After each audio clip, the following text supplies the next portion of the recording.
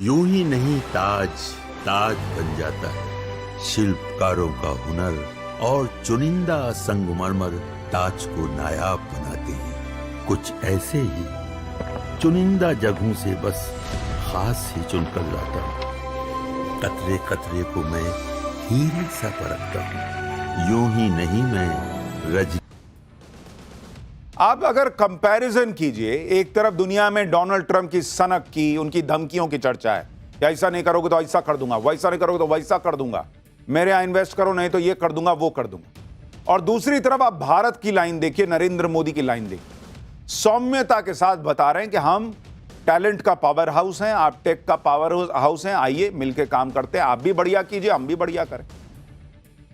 यह है भारत। भारत और जापान के बीच जो अहम समझौते हुए हैं उसके बारे में भी आपको बताता हूं। अगले 10 साल में जापान भारत में करीब 10,000 अरब येन का निवेश करेगा। दोनों देशों ने अगले 10 सालों के लिए एक संयुक्त रणनीति तैयार की है। इसमें आर्थिक साझेदारी, सुरक्षा, टेक्नोलॉजी, स्वास्थ्य और पर्यावरण जैसे 8 बड़े क्षेत्रों पर मिलकर काम करने की बात हुई है। दोनों देश मिलकर नई सुरक्षा चुनौतियों से निपटने के लिए रक्षा साझेदारी को और मजबूत करेंगे। दोनों देशों ने अगले 5 साल में करीब 5 लाख लोगों के आपसी आदान प्रदान का लक्ष्य रखा है। कार्बन उत्सर्जन घटाने के लिए दोनों देश मिलकर नई तकनीक और इंफ्रास्ट्रक्चर को बढ़ावा देंगे। महत्वपूर्ण खनिजों की खोज, खनन और प्रोसेसिंग के लिए भारत और जापान ने साझेदारी की है। भारत और जापान मिलकर चंद्रयान 5 मिशन पर भी काम करेंगे। इसके अलावा सेमीकंडक्टर्स, क्लीन एनर्जी पर दोनों देश मिलकर काम करेंगे। एआई के सेक्टर में भी दोनों देश मिलकर काम करेंगे। इसके लिए जापान इंडिया एआई इनिशिएटिव को लॉन्च किया गया है। इस समझौते के अलावा भारत और जापान के बीच नेक्स्ट जनरेशन बुलेट ट्रेन को लेकर भी बातचीत हो रही है। इस बुलेट ट्रेन का नाम E10 शिंकानसेन बुलेट ट्रेन है। भारत में इस बुलेट ट्रेन का जॉइंट प्रोडक्शन करने पर बात हो सकती है। अभी भारत में जो बुलेट ट्रेन आनी है वो E5 शिंकानसेन है, जो बुलेट ट्रेन का पुराना वर्जन है। लेकिन पीएम मोदी ने नेक्स्ट जनरेशन बुलेट ट्रेन में दिलचस्पी दिखाई है। भारत में बुलेट ट्रेन अहमदाबाद और मुंबई के बीच चलनी है। इसका पहला सेक्शन साल 2027 तक तैयार हो जाएगा, जबकि अहमदाबाद से मुंबई तक का पूरा रूट 2028 तक शुरू होने का अनुमान है। जापान वो देश है जिससे नरेंद्र मोदी का कनेक्शन तब से है जब वो गुजरात के मुख्यमंत्री थे। पीएम मोदी साल 2007 और साल 2012 में भी जापान के दौरे पर गए थे। साल 2007 में नरेंद्र मोदी 40 मेंबर का डेलीगेशन लेकर जापान गए थे। सीएम बनने के टाइम से ही नरेंद्र मोदी ने जापान से अपने कनेक्शन को बढ़ाया और जापान की कंपनियों को गुजरात आकर बिजनेस करने का न्योता दिया। ये तब की तस्वीर है। यह भी दावा है कि उस वक्त सीएम के तौर पर नरेंद्र मोदी ने जापान की हाई स्पीड ट्रेन में सफर किया था और वहीं से उन्हें अहमदाबाद से मुंबई के बीच हाई स्पीड ट्रेन यानी बुलेट ट्रेन चलाने की प्रेरणा मिली। लेकिन अभी तो नरेंद्र मोदी ने जापान जाकर दुनिया को सिर्फ एक ट्रेलर दिखाया। अभी तो असली पिक्चर चीन में दिखनी है। आप यह देखिए कि जापान पहुंचते ही नरेंद्र मोदी ने पहले चीन की बात की और ट्रंप पर बम फोड़ दिया। जापान के एक न्यूज़पेपर योमिउरी शिंबुन को प्रधानमंत्री नरेंद्र मोदी ने एक इंटरव्यू दिया। इसमें पीएम मोदी ने भारत और चीन के अच्छे संबंधों की वकालत की। जापान में पीएम मोदी ने ट्रंप को करारा जवाब देते हुए कहा कि दुनिया की आर्थिक स्थिति में स्थिरता लाने के लिए भारत और चीन का साथ काम करना जरूरी है। पीएम मोदी ने यह भी कहा कि भारत आपसी सम्मान और हितों के आधार पर चीन के साथ अपने रिश्ते को आगे बढ़ाने के लिए तैयार है। पीएम मोदी ने कहा कि दोनों देशों के अच्छे रिश्ते दुनिया की शांति और समृद्धि पर सकारात्मक प्रभाव डालेंगे। मोदी ने कहा कि दुनिया में जो उथल पुथल मची हुई है उसे देखते हुए भारत और चीन का एक साथ आना जरूरी है। यानी वो बैठे चीन में थे, इंटरव्यू चीन के अखबार को दे रहे थे, लेकिन वहां आग किसको लगेगी? ट्रंप को। और चीन को भी मैसेज चला गया कि जितना हम मोदी मोदी कर रहे हैं, मोदी भी अभी ये कहते हुए कि भाई एकदम म्यूचुअल रिस्पेक्ट होना चाहिए, फिर इधर उधर फालतू का काम मत करना, तभी दोस्ती कर रहे हैं। इधर पीएम मोदी चीन की बात कर रहे हैं, उधर चीन के राष्ट्रपति शी जिनपिंग भारत से दोस्ती का हाथ बढ़ाने वाले सीक्रेट लेटर लिख रहे हैं।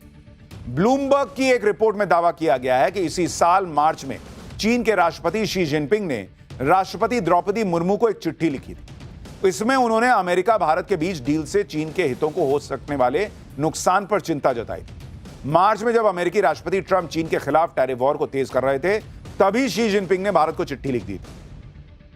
दावा है कि चिट्ठी के जरिए शी जिनपिंग ने भारत और चीन के संबंधों में सुधार की संभावनाएं टटोली। दावा है कि भारत के राष्ट्रपति को भेजी गई शी जिनपिंग की चिट्ठी में पीएम मोदी के लिए दोस्ती का संदेश था। रिपोर्ट में दावा किया गया है कि जून तक भारत ने जिनपिंग की चिट्ठी का कोई ठोस जवाब नहीं दिया, लेकिन इसके बाद बदले हालात भारत और चीन को साथ ले आए।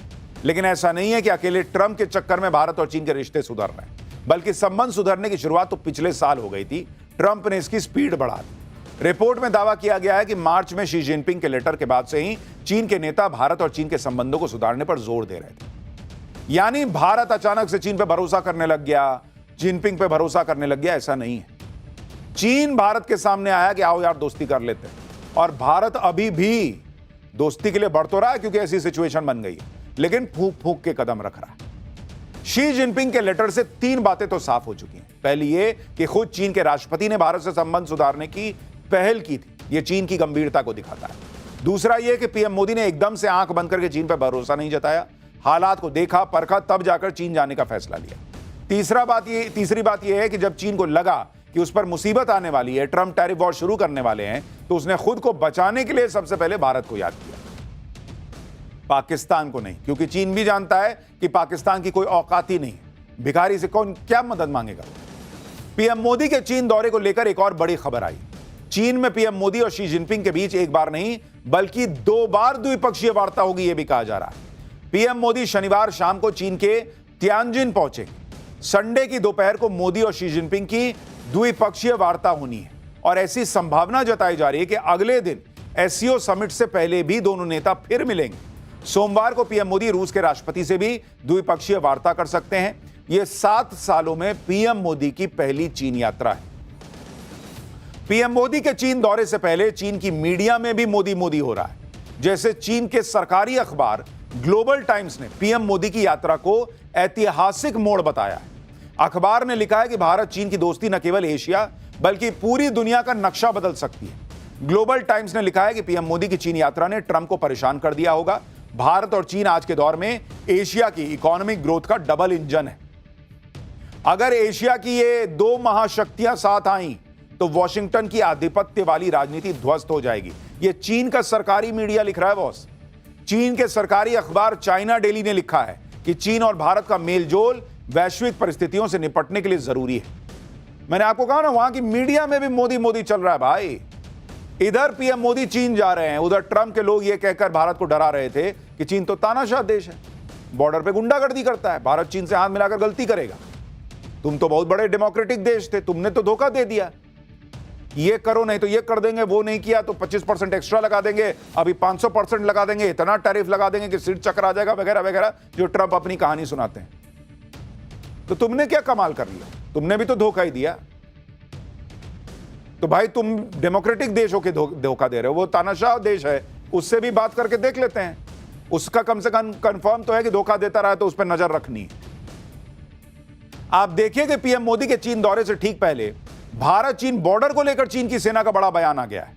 चीन की सेना ने कहा है कि हाल ही में भारत के साथ हुई सकारात्मक और रचनात्मक सीमा वार्ता में 10 बिंदुओं पर सहमति बनने के बाद दोनों देशों को अपने बॉर्डर इलाके में शांति और सौहार्द बनाए रखना चाहिए। हाल ही में भारत के एनएसए और चीन के विदेश मंत्री के बीच जो बातचीत हुई है उसमें 10 सूत्रीय आम सहमति बनी। यह भी तय हुआ कि बॉर्डर मैनेजमेंट और कंट्रोल को मजबूत करने के लिए डिप्लोमेटिक और मिलिट्री चैनल्स का इस्तेमाल किया जाएगा। चीन की तरफ से कहा गया कि 2025 में भारत और चीन के बीच कूटनीतिक संबंधों की स्थापना के 75 साल पूरे हो रहे हैं। ऐसे में दोनों देशों को इस मौके पर द्विपक्षीय संबंधों को नई ऊर्जा देनी चाहिए। चीन कह रहा है कि दोनों देश आपसी सम्मान, आपसी फायदे की भावना के साथ आगे बढ़ सकते हैं।